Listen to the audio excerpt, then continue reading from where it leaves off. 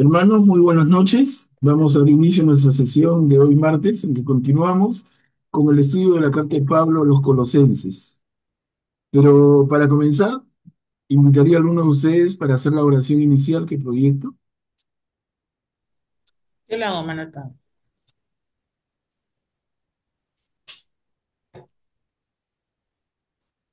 Ah, Buenas noches, hermanos. En el nombre del Padre, del Hijo y del Espíritu Santo. Amén. Bendito seas, Señor, porque quisiste que tu palabra viva y eterna se conservara por escrito en los libros sagrados de tu pueblo de Israel y de la iglesia primitiva.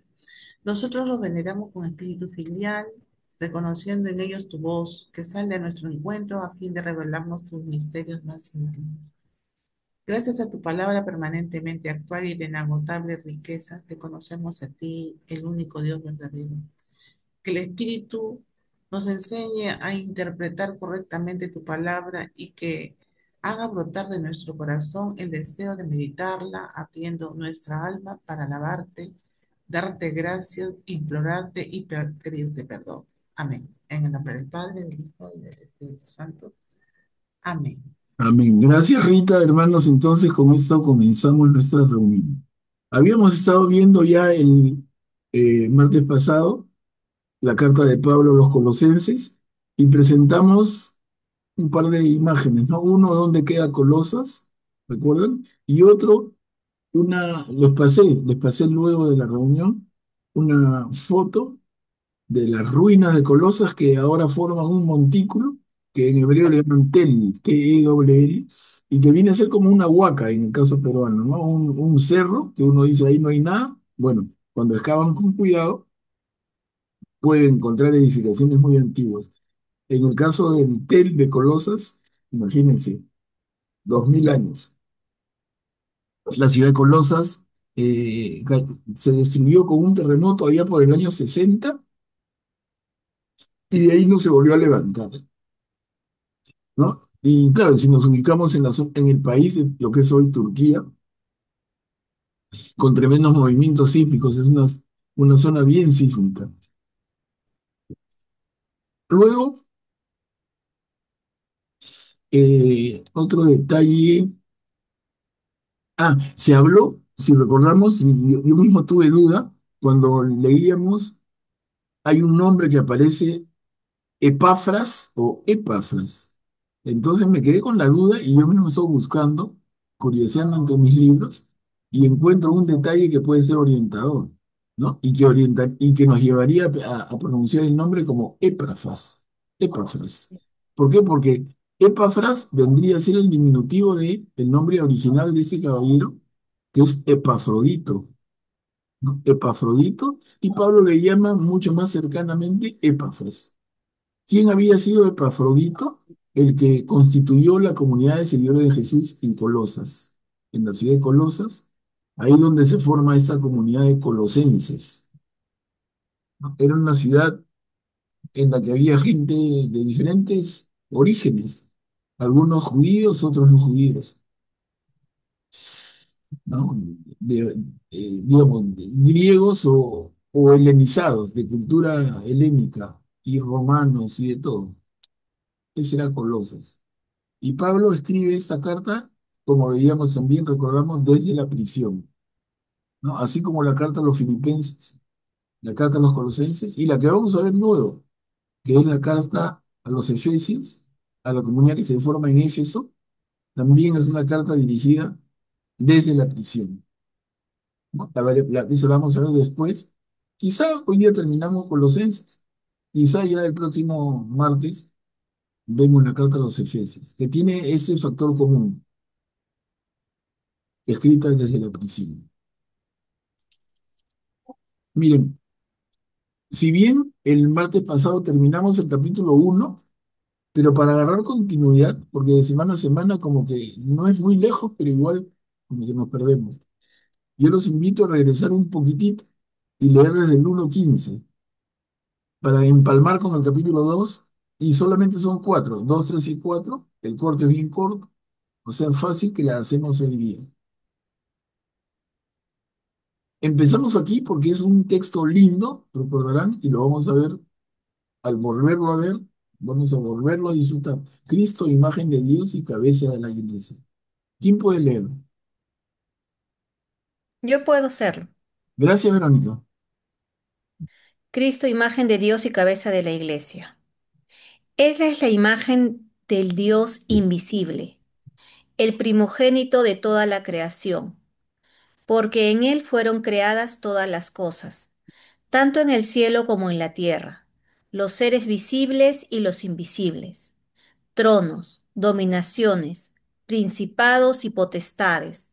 Todo fue creado por medio de Él y para Él. Él existe antes de todas las cosas y todo subsiste en Él. Él es también la cabeza del cuerpo, es decir, de la iglesia. Él es el principio, el primero que resucitó de entre los muertos, a fin de que Él tuviera la primacía en todo, porque Dios quiso que en Él residiera toda la plenitud. Por Él quiso reconciliar consigo todo lo que existe en la tierra y en el cielo, restableciendo la paz por la sangre de su cruz. Ujú. Gracias, Verónica. Y como conversamos el martes pasado y un poco lo trato de reafirmar y quizá espero con un poco más de claridad, pero ¿cuál es el sentido de que Pablo vuelva a mencionar esto que ya lo conocemos? Bueno, pensemos, nosotros hoy lo conocemos, estamos en el siglo XXI y tenemos una formación cristiana, pero las personas de Colosas que reciben una carta de Pablo, ¿cuánto conocen de esto? ¿Cuán claro lo tienen? Y en un ambiente en el cual reina la confusión, porque no pensemos que solamente hay los famosos y mencionados varias veces judaizantes. Los judaizantes, que son esos judíos convertidos al cristianismo, que quieren todavía como que jalar la cosa para decirle, si quieren seguir a Jesús, primero conviértanse en judíos y circuncídense, y etcétera. Pero esos son una parte. Pero también está en Colosas el pensamiento de la filosofía griega. También, la filosofía griega es más antigua que Jesús. Desde Sócrates, Platón, Aristóteles, que son desde el siglo V antes de Cristo. Entonces, el pensamiento griego es que está presente en esta parte del mundo. Recordemos el fenómeno del helenismo, esa expansión del pensamiento griego. Y con el pensamiento va el idioma. Estas cartas son escritas en griego. Y con la expansión va la cultura y va la filosofía. Entonces, Pablo está, entre comillas, digamos cariñosamente, enfrentando no solamente a los judaizantes, sino también a esas incursiones de pensamiento filosófico griego tan racionalista y tan diferente, porque entre los filósofos griegos que más destacan en la historia son Platón y Aristóteles. Y entre ellos, si bien uno es maestro del otro, Aristóteles es continuador de Platón, Platón fue maestro de Aristóteles, pero a pesar de la cercanía, entre ellos dos hay una diferencia fuertísima, porque Platón va a representar en la posteridad el idealismo y Aristóteles va a representar el realismo. Y por eso, hermanos, cuando un joven decide emprender la vida sacerdotal y va a la facultad, va al seminario, en el seminario la formación ya está establecida así. Son 3 primeros años de filosofía y 3 siguientes años de teología. Son 6 años en la formación de un joven seminarista. 3 y 3. 3 de filosofía y 3 de teología. Entonces uno diría, ¿por qué no estudian teología de frente? Y ahí está, ¿no? ¿Y qué estudian en filosofía? Y es básicamente Platón y toda su descendencia y Aristóteles y toda su descendencia en ese tremendo campo. Y luego sobre eso se forman en teología y ellos mismos viven lo que se vivió desde la primera iglesia. En la cabecita del seminarista se vuelve a vivir esta, digo entre comillas también, batalla entre la sabiduría de Dios y la sabiduría de los hombres. Entonces, menciono esto porque Eso ya está presente en ese tiempo en Colosas. Ya está presente cuando Pablo escribe esta carta. Ya hay eso, esa influencia de pensamientos filosóficos helenistas. Y por otro lado, las ideas judaizantes. Pero por otro lado también las ideas de los flojitos que también abundamos, ¿no? El flojito que dice, no, yo soy del mundo para divertirme, no me interesan esas cosas, no tengo tiempo. Entre trabajar y descansar ya no tengo tiempo para más. Entonces, hay también eso. Y por eso es que Pablo necesita una y otra vez hablar y hablar y hablar, poniendo a Jesús cabeza de la iglesia y nosotros el cuerpo. Y dice en el segundo párrafo, Él es el principio, el primero que resucitó entre los muertos, a fin de que Él tuviera la primacía en todo, porque Dios quiso que en Él residiera toda la plenitud. Uno diría, oye Pablo, ya suave, ¿qué necesidad si ya lo dijiste antes? Y en resumen, como les digo, uno es otro público y dos es, eh, es que es absolutamente necesario en ese tiempo como hasta ahora, hermanos. Porque no solamente es que en el tiempo de Pablo no es necesario aclarar quién es Jesús. Hasta el día de hoy hay una tremenda confusión, 20 siglos después, con los libros y conocimientos y materiales que tenemos a disposición. Hoy por hoy, la maravilla del Internet, del YouTube, que si bien tiene porquerías de, de podcast, pero también tiene podcasts maravillosos. Y tenemos Biblias ya en la que quieras, ¿no? Ya cuál te gusta más. Al final decimos hoy, ¿qué Biblia compro, profe? Dicen, ¿no? ¿Qué Biblia compro? ¿Qué Biblia me recomienda? Y oye, la que más te guste, la que te guste leer, porque al final todas son tan buenas que ya no hay mejor. Es cuál te gusta más, cuál se acomoda a ti, cuál tienes a la mano. No, yo tengo esta, lee esa, yo tengo la otra, lee la otra. Y en todo caso, en la medida que te vayas sofisticando, tu paladar se va haciendo más fino y dices, no, este vino ya no me sabe tan rico y vas cambiando, ¿no? Y lo mismo, esta Biblia, a ver, voy probando con la otra. Pero esa es un proceso que uno mismo vive muy personal. Pero que hoy alguien te diga esta Biblia o la otra, no, cualquiera es buena para comenzar. Mire, y con todo eso que tenemos al alcance, todavía es necesario que nos hablen clarito de Jesús. Cuanto más sacerdote siglo. Entonces, por eso es que lo menciono esta perícopa de Cristo como imagen de Dios y cabeza de la iglesia, que necesaria es, cuanto más necesario era.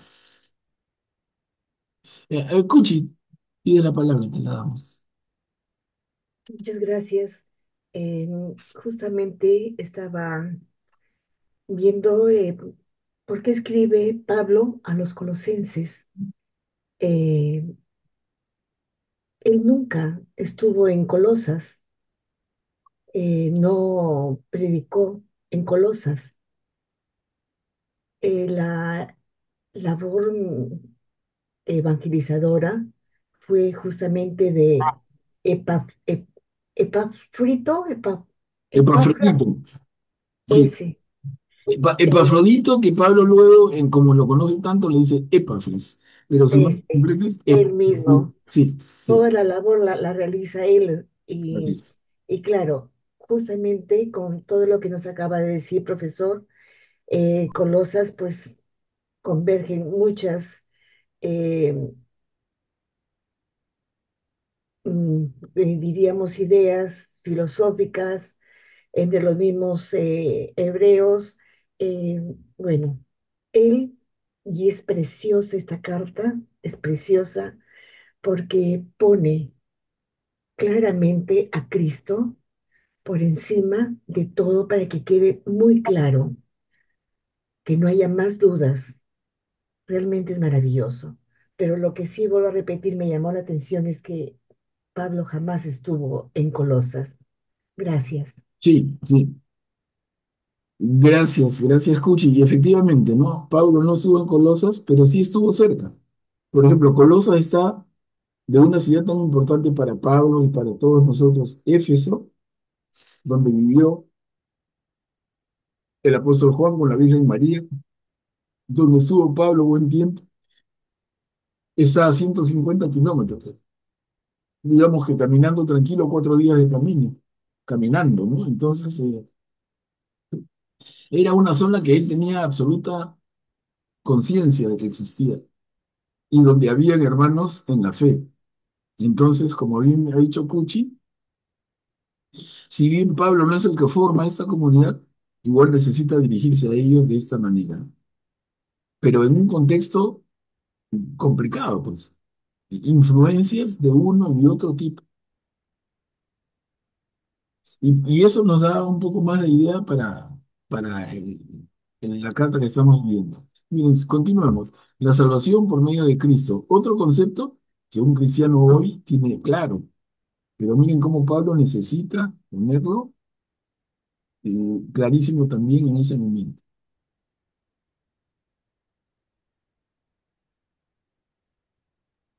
¿Yo puedo leer, hermano Pablo? Claro. La salvación por medio de Cristo.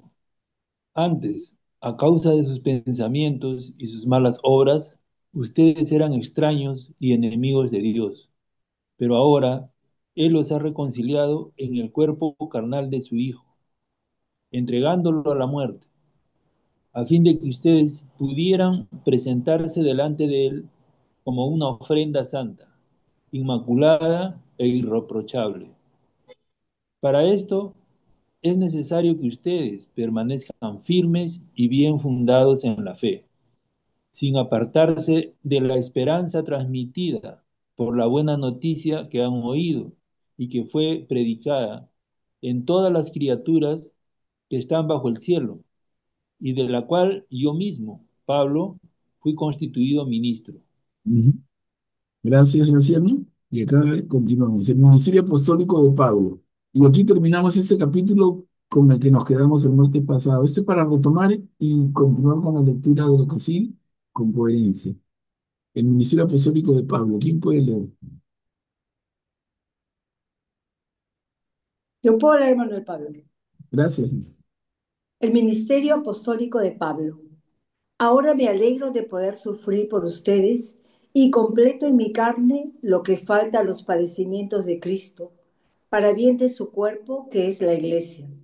En efecto, yo fui constituido ministro de la iglesia, porque de acuerdo con el plan divino, he sido encargado de llevar a su plenitud entre ustedes la palabra de Dios, el misterio que estuvo oculto desde toda la eternidad y que ahora Dios quiso manifestar a sus santos. A ellos les ha revelado cuánta riqueza y gloria contiene para los paganos este misterio, que es Cristo entre ustedes, la esperanza de la gloria. Nosotros anunciamos a Cristo, exhortando a todos los hombres e instruyéndolos en la verdadera sabiduría, a fin de que todos alcancen su madurez en Cristo. Por esta razón, me fatigo y lucho con la fuerza de Cristo que obra en mí poderosamente. Gracias, Luisa. Miren, en el segundo párrafo que acabamos de leer con Luisa, ¿cómo? En el segundo párrafo, que es chiquito, en la segunda línea, ¿no? Dice, a ver, nosotros anunciamos a Cristo, exhortando a todos los hombres e instruyéndolos en la verdadera sabiduría, verdadera sabiduría. Y uno dice, ¿por qué Pablo menciona esto en esta carta? Y es justamente por lo que les comentaba. Y es que hay influencia fuerte de la filosofía griega. Y la filosofía es, en su propia definición, filosofía, amigos de la sabiduría, los que buscan la sabiduría. ¿Y dónde la buscan? En el razonamiento humano. Y entonces Pablo dice, no, la verdadera sabiduría está en Dios. ¿Se dan cuenta? Porque si no, no tendría, si está dirigiéndose solamente a un público judío, el público de formación judía no se hace mucho problema en esto. Pero el que se hace un problema y tienes que hablarle de una sabiduría distinta, de una verdadera sabiduría, es el pagano helenista, el pagano de cultura griega, que ha recibido el influjo de la fuertísima filosofía que ya tenía siglos en vigencia. A ver, Juliana, adelante. Yo tengo una pregunta, algo que no entiendo muy bien. Eh, completo en mi carne lo que falta a los padecimientos de Cristo para bien de su cuerpo que es la iglesia. Da a entender como que el padecimiento de Jesucristo en la cruz no está completo, que falta padecer más para el bien del cuerpo de la iglesia. Claro, Julie, Ese sí falta, no fue completo. ese tema, si recuerdas, lo planteó Graciano el martes pasado muy agudamente, ¿no? Y un poco la respuesta que se comentó entre varios vino por el lado de que realmente es un decir de Pablo, completo en mi carne lo que falta, los padecimientos de Cristo. Pero como tú dices, como decía Graciano el martes, es que falta algo al padecimiento de Cristo. ¿Qué le faltó? ¿Le faltó sufrir más? ¿Que hubieran dos que murieran por él, con él tres? No, no, no le faltó nada. Es una forma de expresarse de Pablo. Es una forma literaria, si quieres. Completo en mi carne lo que falta a los padecimientos de Cristo para bien de su cuerpo, que es la iglesia. Entonces, cada uno que entrega su vida, cada uno que sufre y padece, lo hace en la línea de Cristo, contribuyendo en el mismo sentido y dando su sangre como la dio Él, dando su energía como la dio Él, dando su amor como lo dio Él. Es una forma literaria, ¿no? No es tomarlo al pie de la letra, porque al pie de la letra es que le faltó algo al padecimiento de Cristo, no le faltó nada. Y ahí estamos de acuerdo. Es un buen punto. A ver, y entonces entramos ya al capítulo 2, que eso no lo hemos visto. Preocupación de Pablo por sus iglesias. Miren acá, uno dice, ¿cómo de por sus iglesias? ¿No es una sola iglesia? Claro, es que lo que hay que entender es en el idioma original, preocupación de Pablo por sus comunidades, porque la iglesia es la comunidad de creyentes. Entonces, cuando habla de iglesias en plural, se refiere a no diferente, la iglesia católica y la anglicana y la protestante y la mormona, no, no. Acá son iglesias, son comunidades de creyentes. Y la de Colosas es una, como la de Éfeso es otra, y como la de los filipenses es otra, y como van habiendo varias, ¿no? Entonces, la preocupación de Pablo por sus comunidades. ¿Quién puede leer?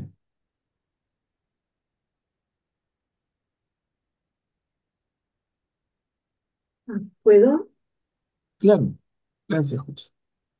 Preocupación de Pablo por sus iglesias.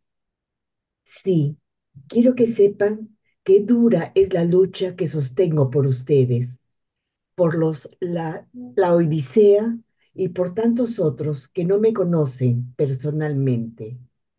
Mi deseo es que se sientan animados y que, unidos estrechamente en el amor, adquieran la plenitud de la inteligencia en toda su riqueza.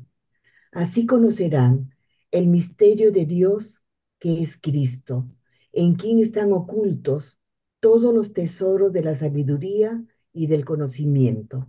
Ujú. Gracias, Cuchi. Entonces acá se resalta lo que se dijo antes, ¿no? Pablo no ha estado. Y está describiendo a los colosenses, pero también se refiere a los de la Odisea, que es una ciudad cercanita. ¿Para qué? Para animarlos, para que adquieran la plenitud de la inteligencia en toda su riqueza. Otra vez, inteligencia, sabiduría en su verdadera dimensión, la verdadera sabiduría. Así conocerán el misterio de Dios que es Cristo. ¿Y por qué hablamos del misterio de Dios? Otra vez volvemos al gran, tremendo y pendiente tema, pendiente de resolución y que aceptamos por fe. ¿Cuál es el misterio de Dios? La Trinidad. Al final de cuentas, para no hacer mucha bola y hacernos números, las cosas son claritas. Cuando hablamos del misterio de Dios, el misterio de Dios es que Dios es a la vez uno y tres. Y el que no entiende esto y el que no lo acepta por fe, simplemente no acepta al cristianismo. De eso hablamos el otro día, ¿no? Aquí Pablo tan claramente, así conocerán el misterio de Dios que es Cristo. Porque si no, Dios es, ok, Dios es Dios, es uno solo, como dicen judíos y luego van a decir los musulmanes, Dios es uno y se acabó el problema. Para los cristianos es que no se nos hace un problema y para los demás que nos critican, al decir, ¿cómo vas a hablarme de uno si yo te escucho hablar de tres? Porque no solamente es el Padre y el Hijo que ya van dos, sino el Espíritu Santo van tres. Entonces, decídete, ¿Dios es uno o son tres? Y si son tres, tú no eres monoteísta, eres politeísta. Y viene la crítica fuertísima y la razón por la cual hemos conversado, que puede ser tan difícil que convenzamos a un judío que sea cristiano. Puede pensar cosas lindas de Jesús, pero finalmente hoy Dios es uno solo. ¿Cómo me dices que Jesús es Cristo, que Jesús es Dios también? Y el Espíritu Santo, ¿sí crees? Sabes que hay mucho problema, me quedo con mi solo Dios. Acá Pablo, miren, y por eso digo, qué pertinente en este ambiente que hemos reiterado de Colosas, con las influencias diferentes, así conocerán el misterio de Dios, que es Cristo, en quien están ocultos todos los tesoros de la sabiduría y del conocimiento. Y luego hemos leído en Pablo que nosotros llevamos ese tesoro, porque Cristo vive en cada uno. Y ya Pablo nos ha dicho en la segunda carta a los Corintios que llevamos ese tesoro en vasija de barro, tan frágil. Nuestra vida, nuestro ser, nuestra integridad física es una vasija de barro. En esa vasija de barro llevamos oculto el tesoro de la sabiduría, porque en esa vasija de barro que somos nosotros vive Jesús. Y Jesús es Dios y ese es el misterio de Dios. Miren, qué cantidad en unas cuantas líneas, qué cantidad de teología de la más pura. Eso es teología, no pensemos, hay gente que desvaría ya y se va por las tangentes hasta el infinito, pero esto ya es teología. Hablar del misterio de Dios, hablar de la Trinidad, es teología. Y meterle la razón para tratar de entenderla, ya es la teología en su máxima expresión. Y digo yo, bonito ejercicio, pero personalmente no me gusta tanto. No me gusta tanto, no sé, como les comento y les confieso, a mí me gusta mucho más personalmente disfrutar del amor de Jesús y del mensaje tan lindo antes que meterme en sacarle conejos al cerebro y no entender nada al final tampoco, porque no se entiende. Pero a este nivel, qué claro es Pablo, qué claro y qué complicado. Por eso Pedro, en su segunda carta, ¿se acuerdan que leíamos? Pedro dice de Pablo, qué difícil es leerlo. Qué difícil es entender a Pablo, decía el propio Pedro. Así conocerán el misterio de Dios que es Cristo, en quien están ocultos todos los tesoros de la sabiduría y del conocimiento. ¿No? Entonces vemos acá a un Pablo entre presiones judaizantes, entre presiones de la corriente filosófica griega, tan racionalista, y, y más todavía. En la medida que vayamos conociendo, vamos a encontrar más fuerzas en este momento de Pablo que hace que él hable con tal claridad y a la vez con tal síntesis, porque en esas pocas palabras dice un montón. Bueno, a ver, les doy la palabra, hermano, seguramente querrán comentar algo.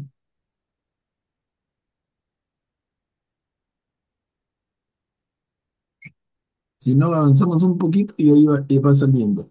Advertencia contra los errores. Yo leo. Gracias, Karim. Los pongo sobre aviso para que nadie los engañe con sofismas.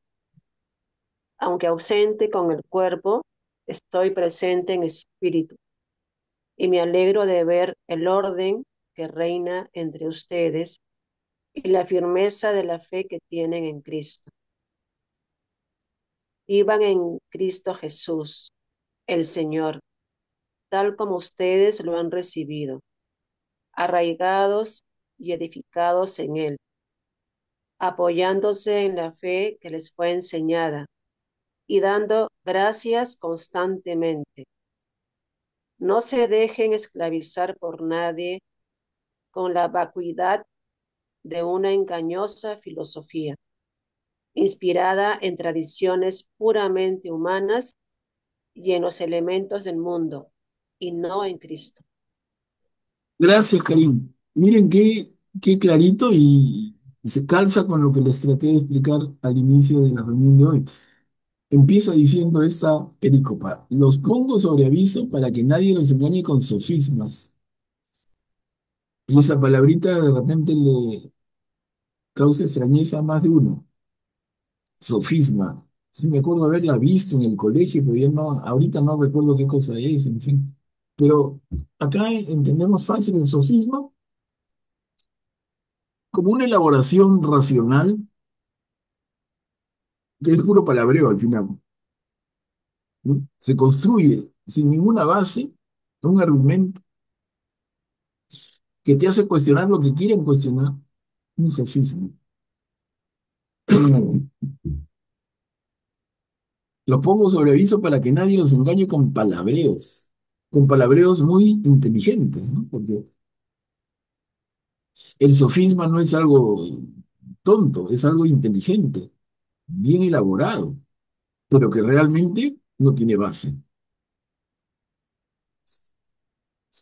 Nosotros, yo tengo un familiar cercanísimo que es un sofista de la patada, ¿no? Yo me peleaba con él desde niños, pero él, si tú te descuidabas al comienzo de su argumentación, mancabas, porque él empezaba a construir un edificio y lo tenía de 100 pisos súper sólido, con unos acabados de lujo, brillaba. Entonces cualquiera que lo escuchaba decía, brillante, genial. Pero yo que lo conocía, yo decía, oye, mira, retrocedamos un poquito, ¿de qué partiste? Y no partía de nada. O sea, su edificio de 100 pisos no tenía bases, no tenía estructuras. Era un artista en el arte de la palabra, ¿no? Un artista. Te armaba cualquier argumento, pero no tenía base.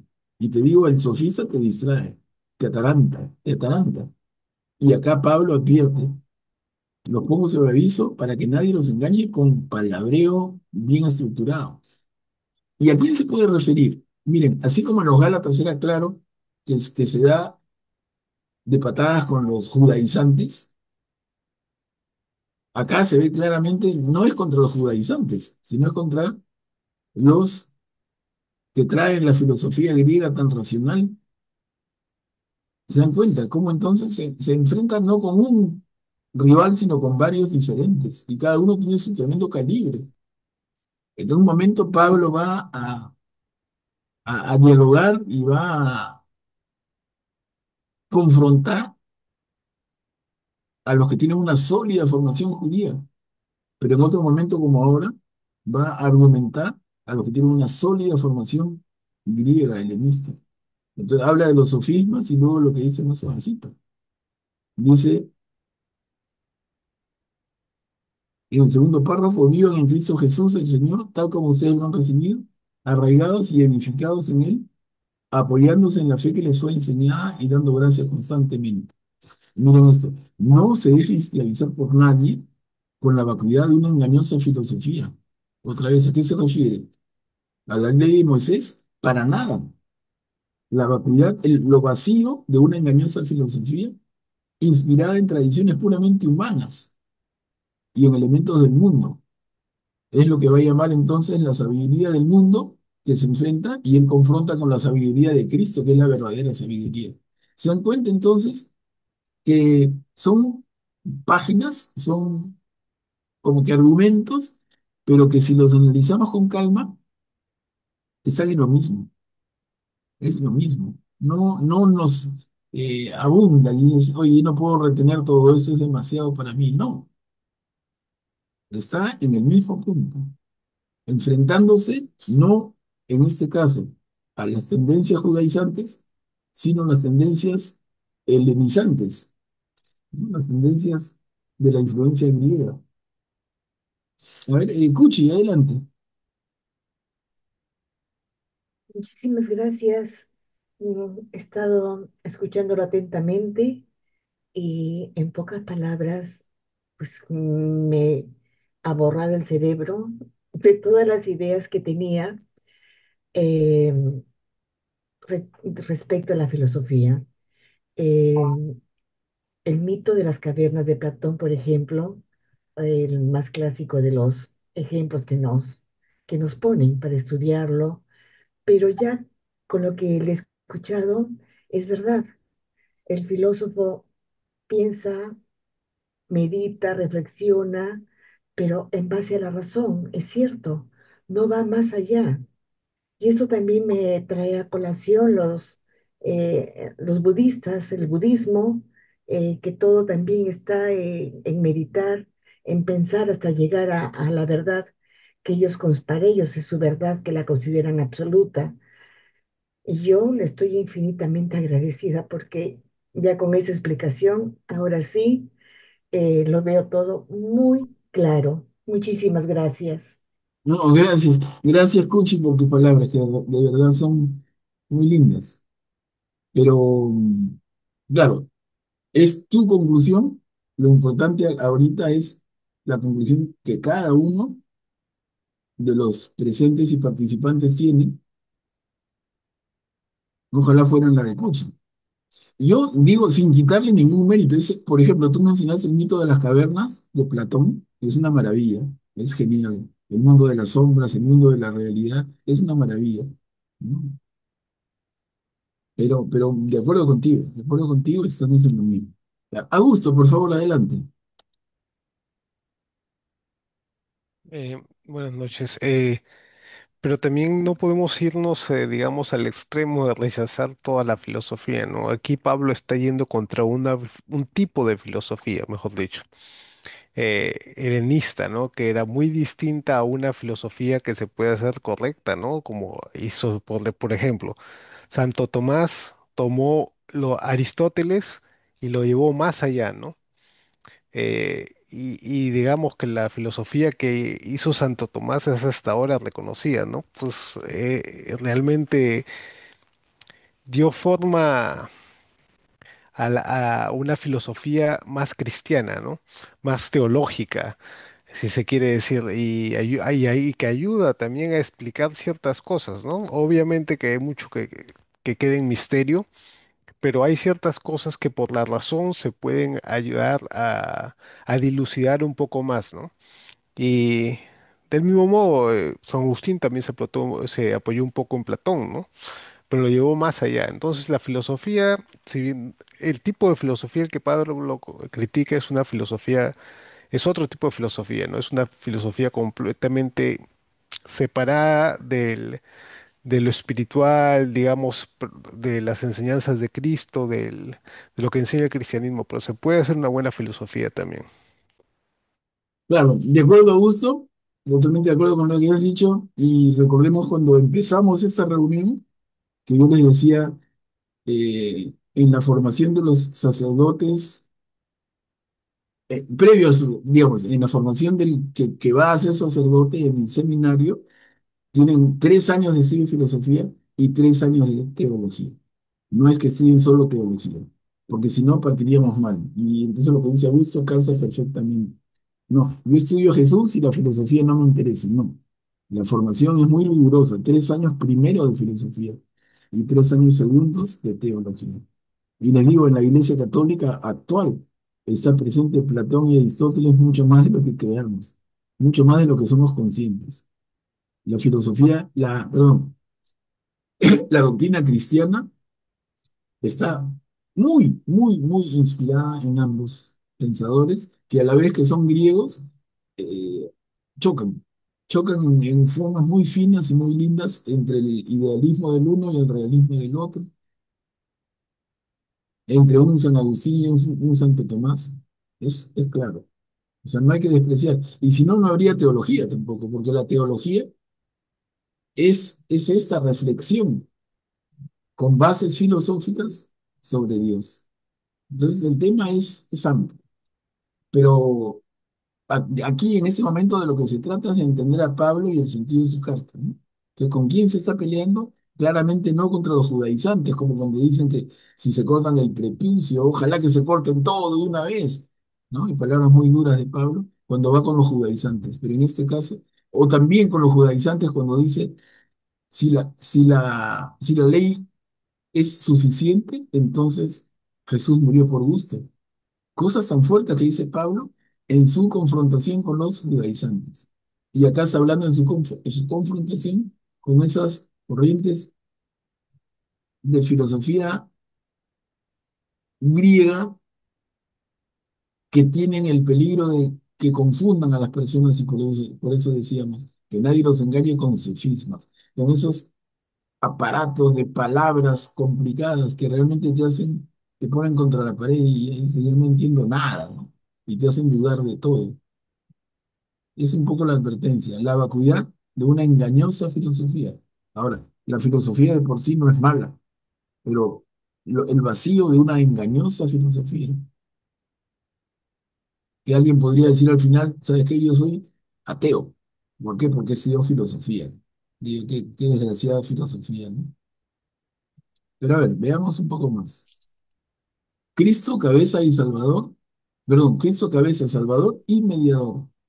Acá Pablo sigue aclarando la figura de Cristo. Miren, qué necesidad enorme tiene.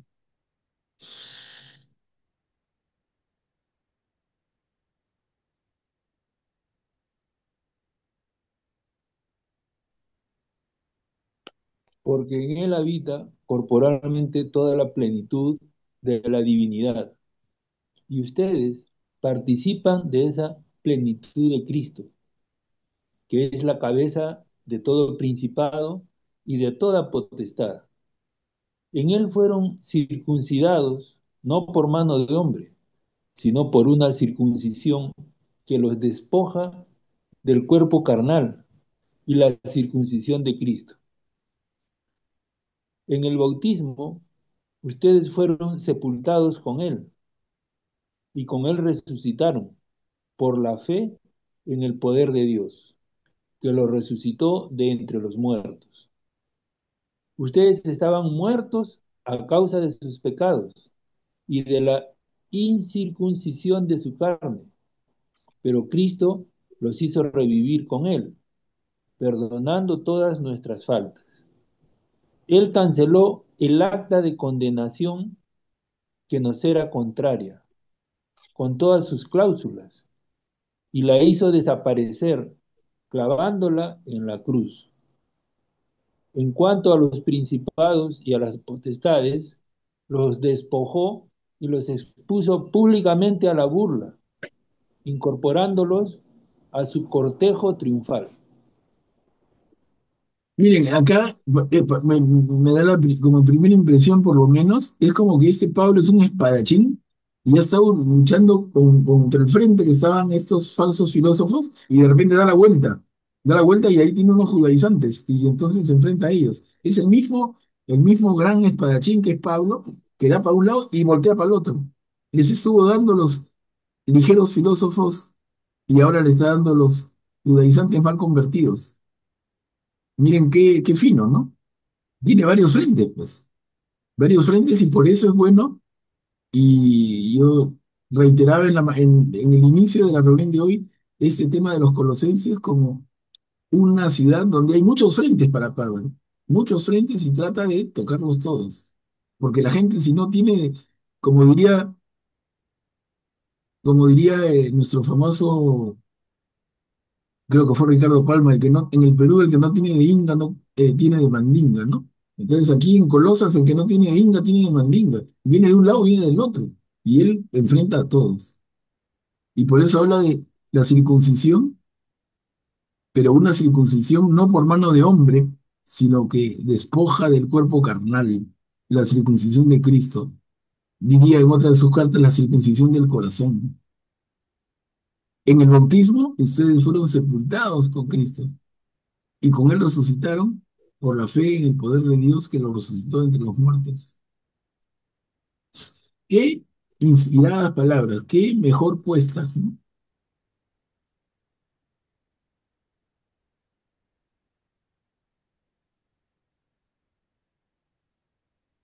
Manuel Pablo, y justo esta es la primera lectura de hoy día. Hoy día la hemos escuchado en misa, la lectura de San Pablo a los Colosenses, capítulo 2 del 6 al 15, que es lo que estamos viendo ahora. Claro, claro, Por eso yo decía, ¿por qué me suena tanto? Porque el padre justo habló, pues, de que nos envuelven. Ay, discúlpeme, Augusto, me metí sin levantar la mano. Sorry. ¿No? Ok. Y justo el padre hablaba, pues, que a uno lo envuelven ahora. Entonces, dice, pero lo acabo de escuchar. Y era que había predestinado, no, sino que lo escuché al padre en misa y hablaba de eso, lo que tú decías, ¿no? Que no nos dejáramos enredar por esas ideologías falsas que hay, que hubo y que hay y que probablemente habrá, sino que seamos firmes en la fe, como nos dice Pablo acá. claro, claro. Gracias, Luisa. Gracias. Augusto, adelante. Y aquí también se dice que Jesucristo, porque en él habita corporalmente toda la plenitud de la divinidad, ¿no? O sea, Jesús es plenamente Dios, ¿no? Como también es plenamente hombre. No es que Jesús sea una partecita de Dios, una parte menor de Dios, ¿no? O sea, aquí está dejando claro que Jesús es plenamente divino, ¿no? Claro, claro. Y tiene que ver con lo que leímos hace poco en el capítulo 2 de la Carta a los Filipenses. ¿Se acuerdan lo que llamamos el vaciamiento de Jesús? Tiene que ver. A ver, entonces, acá terminamos el capítulo 2. Rechazo del falso, rechazo del falso ascetismo. ¿Qué cosa es ascetismo? Viene de la palabra asceta. Un asceta es una persona, esa es una corriente media orientalona, ¿no? En que la persona se aleja del mundo, se va a vivir a una cueva, ¿no? Simplemente come, como diríamos de Juan el Bautista, ¿no? Miel silvestre y agua, por ahí algún grano que crece silvestre, con eso se mantiene una asceta. Una asceta es una persona que dedica una pureza de vida. ¿Qué vendría a equivaler en el mundo occidental en la asceta? Vendría a ser una monjita de reclusión o un cura de un monje de los monasterios medievales. Eso vendría a equivaler en la asceta. Entonces, a ver qué dice, rechazo del falso, o sea, no es que Pablo aquí también, como dijo Augusto antes, no es que Pablo rechazara la filosofía per se, y no es que rechace el ascetismo, pero el falso ascetismo como la falsa filosofía, ¿no?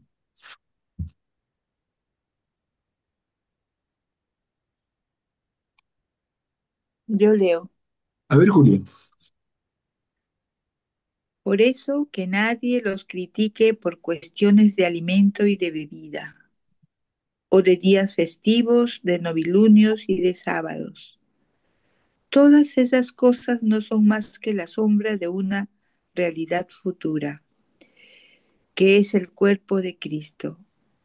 Que nadie los prive del previo, bajo pretexto de humildad y de un culto de los ángeles. Esa gente tiene en cuenta solamente las cosas que ha visto y se vanagloria en el orgullo de su mentalidad carnal, pero no se mantiene unida a la cabeza que vivifica todo el cuerpo y le da cohesión por medio de las articulaciones y de los ligamentos, a fin de que su crecimiento se realice en Dios. Ya que ustedes han muerto con Cristo a los elementos del mundo, ¿por qué se someten a las prohibiciones de no tomar, no comer y no tocar, como si todavía vivieran en el mundo? Todo esto se refiere a cosas destinadas a ser destruidas por su mismo uso, y no son más que preceptos y doctrinas de hombres. Estas doctrinas tienen una cierta apariencia de sabiduría por su religiosidad, su humildad y su desprecio del cuerpo, pero carecen de valor y solo satisfacen los deseos de la carne. Ujú. Gracias, Julián. Rechazo del falso ascetismo.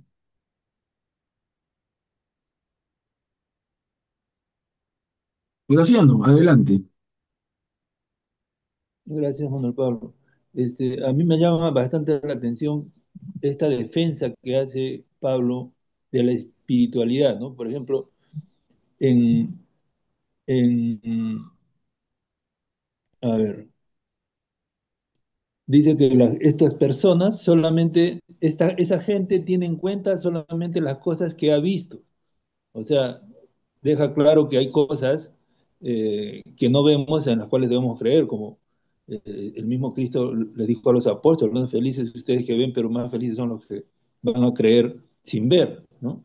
Y todo este párrafo a mí me parece que es una defensa de que debemos ser creyentes incluso sin ver, ¿no? Eso es lo que en realidad nosotros conocemos como nuestra fe, ¿no? Cosas que no entendemos o que no vemos, pero sin embargo creemos en ellas, ¿no? Por la fe. Ujú. Gracias, Graciano. Miren, y al final del primer párrafo de lo que Graciano comentaba cuando dice, y le da cohesión por medio de las articulaciones y los ligamentos. Me hace acordar, ¿se acuerdan la parábola de los huesos secos? Esos huesos están tirados y luego empiezan. Ezequiel, creo. Sí, en Ezequiel, sí. Me hace acordar clarito. Ahí parece que se inspirado por Pablo por los términos que usa. Augusto, adelante. A- Aquí Pablo también muy en claro en contra de ciertas prácticas judías que ya él considera ya no se deben aplicar en el cristianismo, ¿no? Como por ejemplo, dice, por cuestiones de alimento y bebida, ¿no? Los alimentos prohibidos, ¿no? Que eran en la antigua alianza, ¿no? De días festivos, eran festividades que tenían anuales en el judaísmo, los novilunios, las festividades mensuales y los sábados, ¿no? Digamos, la, el guardar un día de la semana, ¿no? Digamos, ya esto queda transformado, ¿no? No es rechazado, sino transformado para el cristianismo, ¿no? Ujú. Eh, Sí, interesante observación también. ¿Y cómo termina? Miren la última oración de la perícopa. Estas doctrinas tienen una cierta apariencia de sabiduría por su religiosidad, su humildad y su desprecio del cuerpo, pero carecen de valor y solo satisfacen los deseos de la carne. Más claro ni el agua. A ver, entramos al capítulo 3, hermanos. Cristo resucitado, principio de la vida nueva.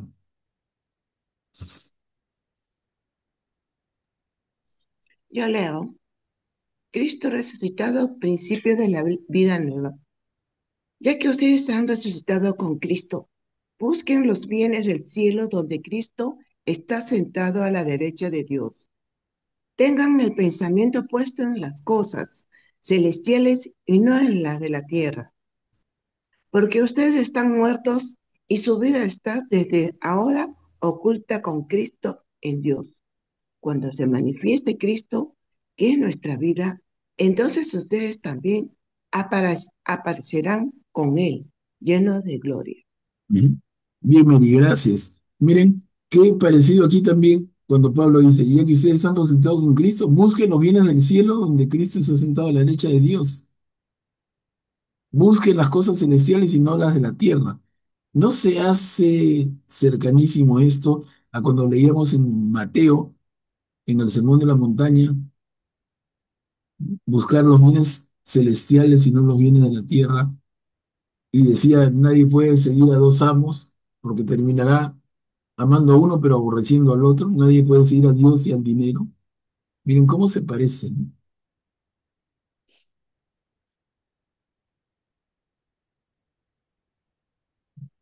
Busquen los bienes del cielo, donde Cristo se ha sentado a la derecha de Dios. Y esto me hace acordar mucho a nuestro reciente santo, ¿no? Este jovencito lindo, San Carlos Acutis, que vivió su corta vida de esa manera, ¿no? Totalmente desprendido, generoso y con frases como esta. Ahora estaba viendo en la tarde un documental que ha sacado la EWTN sobre la vida de Carlo Acutis. Media horita dura y se los recomiendo, ¿ah? Bien hecho, motivador. Y yo creo que va a ser un tremendo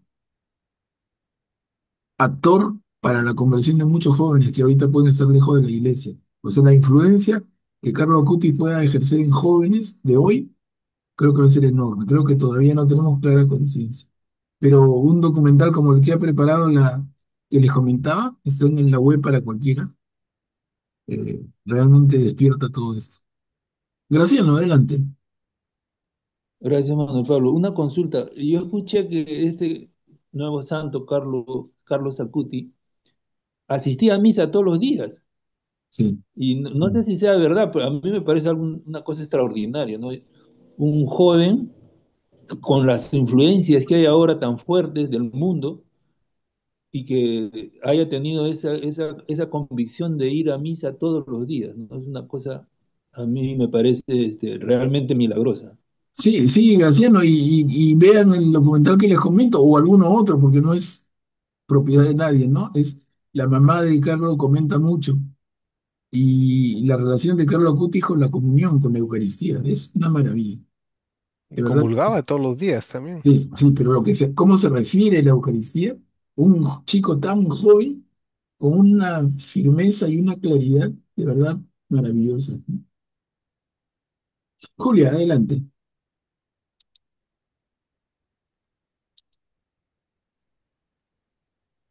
Ah, bueno, aquí dice, tengan el pensamiento puesto en las cosas celestiales y no en la tierra. Y esto es un punto que a mí me mueve bastante porque si tomamos en cuenta que nuestro Señor nos hizo a su imagen y nosotros hemos sido creados con virtudes de Él. Y esas virtudes son las que tenemos que acrecentarlas dentro de nosotros, porque estamos en el mundo, hay muchos motivos para darnos gustos, qué sé yo, de repente los varones en vicios, y bueno, hasta las mujeres ahora también, ¿no? Y qué importante tener nuestra mirada en esas virtudes que Dios nos dio desde que hemos venido a este mundo, porque son de Él, acrecentarlas y tener cada vez más y más crecimiento en ellas para acercarnos a todo lo que el cielo tiene por darnos, ¿no? Bueno, ese es mi pensar. Ujú. Gracias, Julia, gracias por compartir. A ver, avanzamos, hermanos. El hombre viejo y el hombre nuevo. Eso también vamos a leerlo recién, pero nos puede parecer muy familiar porque lo hemos visto hasta en el Evangelio. A ver, ¿quién puede leer? ¿Qué puedo leer, Manuel Pablo? Gracias, Luisa. Por lo tanto, hagan morir en sus miembros todo lo que es terrenal, la lujuria, la impureza, la pasión desordenada, los malos deseos y también la avaricia, que es una forma de idolatría. Estas cosas provocan la ira de Dios. Ustedes mismos se comportaban así en otro tiempo, viviendo desordenadamente, pero ahora es necesario que acaben con la ira, el rencor, la maldad, las injurias y las conversaciones groseras. Tampoco se engañen los unos a los otros, porque ustedes se despojaron del hombre viejo y de sus obras y se revistieron del hombre nuevo, aquel que avanza hacia el conocimiento perfecto, renovándose constantemente según la imagen de su creador. Por eso, ya no hay pagano ni judío, circunciso ni incircunciso, bárbaro ni extranjero, esclavo ni hombre libre, sino solo Cristo, que es todo y está en todos. Gracias, Luisa. Miren, esto recién lo leemos, pero es como que lo hubiéramos leído. ¿Por qué? Porque está en otras partes del Nuevo Testamento y de la Biblia en general. Está en varios lugares. Eso del hombre viejo y el hombre nuevo, de hay que morir y volver a nacer, en el Evangelio según Juan, el diálogo de Jesús con Nicodemo. El tema de cuando Pablo dice acaben con la ira, el rencor, la maldad, etcétera, está en una de sus cartas también que ya hemos leído. Cuando dice ya no hay pagano ni judío, circunciso, incircunciso, bárbaro, extranjero, esclavo, hombre libre, sino solo Cristo que es todo y está en todos. Vemos, hermanos, estas son cosas nuevas, pero viejas. Por eso juega hasta el título, ¿no? Palabras viejas y palabras nuevas, porque de verdad que todo esto ya había sido dicho, pero es bueno que Pablo lo ordene y lo vea como tremendo mensaje en una carta que los miembros de esta comunidad de seguidores de Jesús en Colosas y en las ciudades vecinas van a leer. El mensaje les llega directo, pero no es que sea nuevo para nosotros, a eso voy. Exhortación al amor. Seguimos con el capítulo 3 todavía.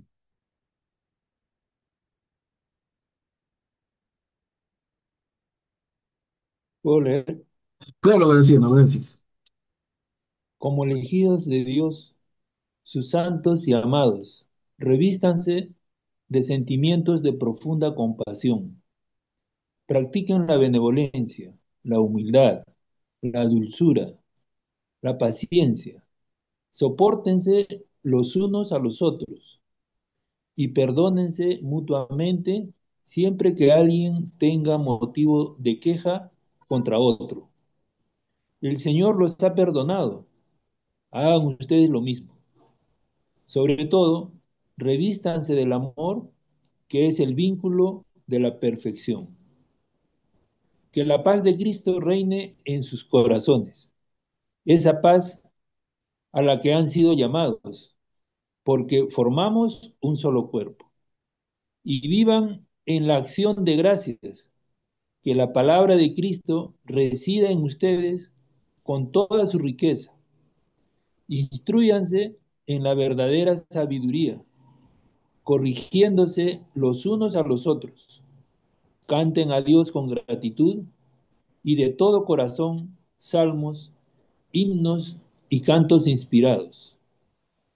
Todo lo que puedan decir o realizar, háganlo siempre en nombre del Señor Jesús, dando gracias por Él a Dios Padre. Bien, Graciano, muchas gracias. ¿Qué tales palabras? El Señor los ha perdonado, háganse ustedes lo mismo. Sobre todo, revísense del amor, que es el vínculo de la perfección. Y al final, todo lo que puedan decir o realizar, háganlo siempre en nombre del Señor Jesús, dando gracias a Él, por Él, a Dios Padre. Augusto, adelante. Y siempre Pablo resaltando esta teología de la participación y de la unidad, ¿no? En que todos formamos un solo cuerpo, a pesar de que somos muchos, a veces el cristiano, y bueno, y ahora la nueva era, ¿no? Y todas estas corrientes tratan de que cada uno sea una isla, ¿no? Y cada uno se cree su propia visión, ¿no? Mientras que la revelación indica que todos somos un solo cuerpo, ¿no? La iglesia está llamada a ser un solo cuerpo, y donde Cristo es es la cabeza, ¿no? Y todos participamos juntos, ¿no? Y tenemos que re- ayudarnos entre nosotros y así como cuando una parte del cuerpo está enferma, la otra parte del cuerpo la ayuda a que se sane, ¿no? Igual tenemos que hacer nosotros, ¿no? Y esto como lo resalta Pablo de una y otra vez. Ujú. Gracias, Augusto. A ver, avanzamos. Los deberes familiares. Esto es importante que lo lean sobre todo las esposas, ¿no? A ver, pongan atención. Ya no quieren leer ya.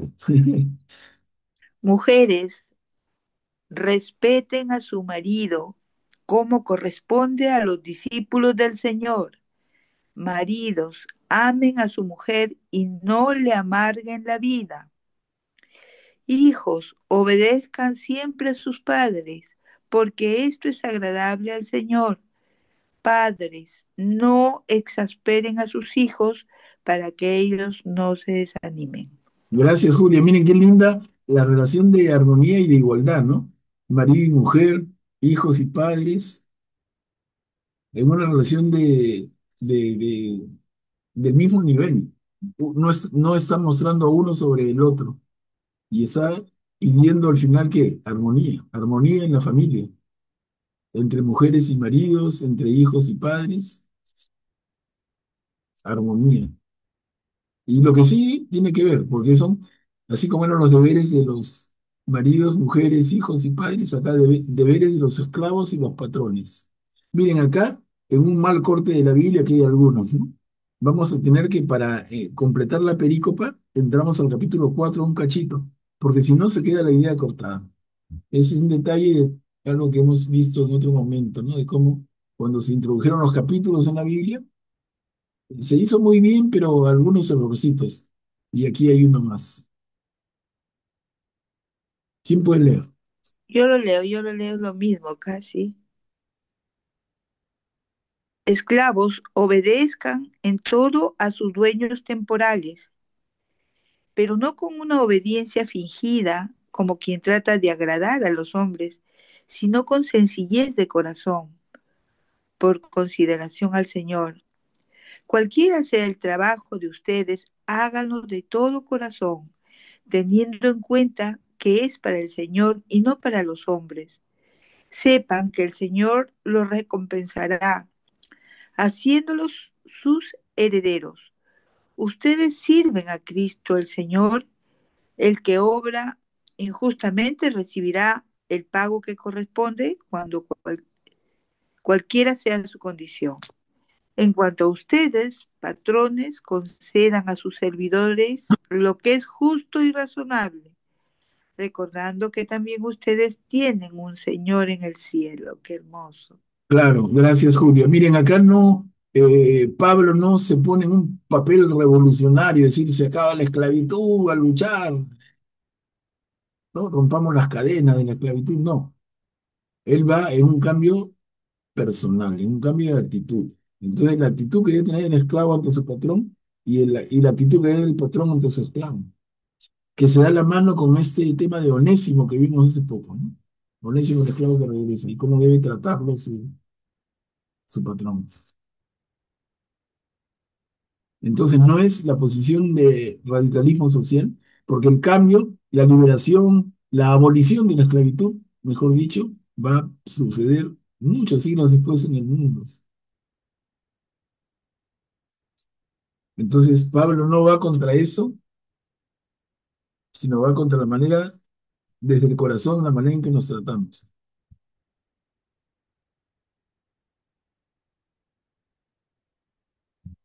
Últimas exhortaciones, capítulo 4 ya. ¿Lo leo yo? Sí, por favor, Verónica. Perseveren en la oración, velando siempre en ella con acción de gracias. Rueguen también por nosotros, a fin de que Dios nos allane el camino para anunciar el ministerio de Cristo, por el cual estoy preso, y para que yo sepa pregonarlo en la debida forma. Compórtense con sensatez en sus relaciones con los que no creen, aprovechando bien el tiempo presente. Que sus conversaciones sean siempre agradables y oportunas, a fin de que sepan responder a cada uno como es debido. Gracias, Verónica. Miren qué lindo, ¿no? Perseveren en la oración, velando siempre en ella con acción de gracias. Y luego dice, rueguen también por nosotros. Me hace acordar al Papa Francisco, que a cada momento decía, Oren por mí, rueguen por mí, a fin de que Dios nos allane el camino para anunciar el misterio de Cristo, por el cual estoy preso. Recordemos, Pablo está, no es palabras, ¿no? Está realmente preso en el momento que escribe esa carta a los colosenses. Para, y para, pidan por mí para que yo pueda pregonarlo en la debida forma, o sea, yo pueda dar testimonio como es debido. Y luego dice, compórtese con sensatez en sus relaciones con los que no creen. Eso es lo que nosotros tenemos que pedir por nosotros mismos. Tenemos un hermano que no cree o que está tan confundido, y hay que tener esa paciencia, ese amor, tener cuidado con las palabras que usamos, con el ejemplo que damos, sobre todo nuestra conducta, para atraerlo, ¿no? Y no alejarlo. Augusto, adelante. Aquí en la última parte, aquí lo traducen un poco distinto, dice, deja que tu hablar sea siempre agradable, sazonado con sal, para que, para que tú puedas saber cómo responder a cada uno, ¿no? Es decir, no solo cada vez que hablamos con alguien, si bien quizás no queremos llegar a una confrontación, también tenemos que darle algo, ¿no? De la verdad, no todo puede ser concordancia, porque si no, no estamos hablando del Evangelio, no estamos dando el Evangelio, ¿no? Que es la buena noticia. Tiene que estar, como dice Pablo, sazonado con sal, es decir, saber cuándo poner algo, ¿no? Algo ahí que pueda llevarla a esta persona a acercarse más a Dios, ¿no? Claro, buen punto de uso, pero a la vez sin herir, sin ofender, sin alejar. O sea, la idea no es alejarlo, pero tampoco, como bien dice Uso, ¿no? Aguas tibias, sí, hermanito, nos abrazamos, todo está bien, como tú quieras, tampoco, ¿no? Porque el dar testimonio es expresar nuestro punto de vista, pero hacerlo con respeto hacia el otro, que no hiera, que no dañe, que no lastime, que no aleje. Y entonces muchas veces, como hemos repetido en varias de nuestras conversaciones ya, las palabras sirven, pero mucho más sirve nuestro ejemplo, nuestra conducta sirve mucho más. Que se vea coherencia entre lo que pensamos, decimos y hacemos. Eso es fundamental, la coherencia del cristiano. Noticias personales.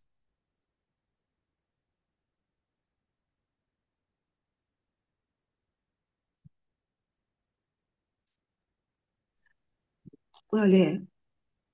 Eh, en lo que a mí se refiere, nuestro querido hermano Tíquico, mi fiel ayudante y compañero en el servicio del Señor, los informará de todo. Yo les envío expresamente para que Él les dé noticias mías y los anime.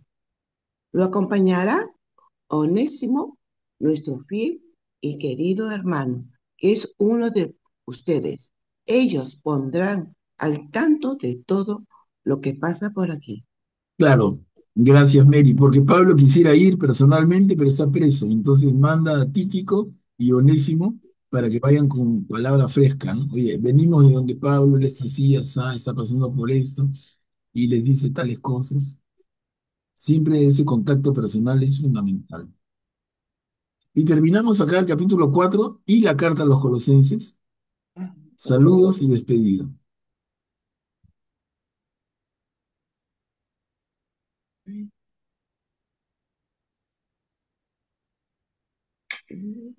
¿Puedo leer? Claro, gracias. Aristarco, mi compañero de prisión, lo saluda, lo mismo que Marcos, el primo de Bernabé, acerca del cual ya recibieron instrucciones. Si él va a verlos, recíbanlo bien. Igualmente lo saluda Jesús, el que es llamado justo, de los que provienen del judaísmo. Estos son los únicos que trabajan conmigo por el reino de Dios. Por eso han sido un consuelo para mí.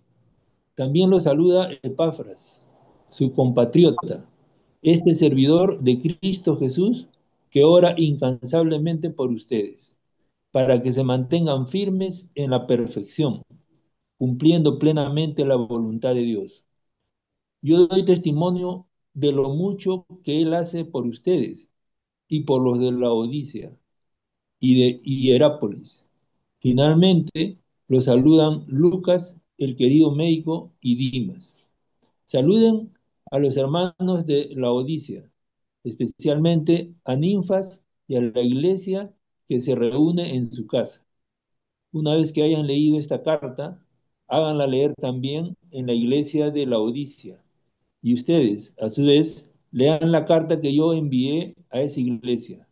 Digan a Arquipo que esté atento al ministerio que recibió para servir al Señor y que lo cumpla bien. El saludo es de mi puño y letra, Pablo.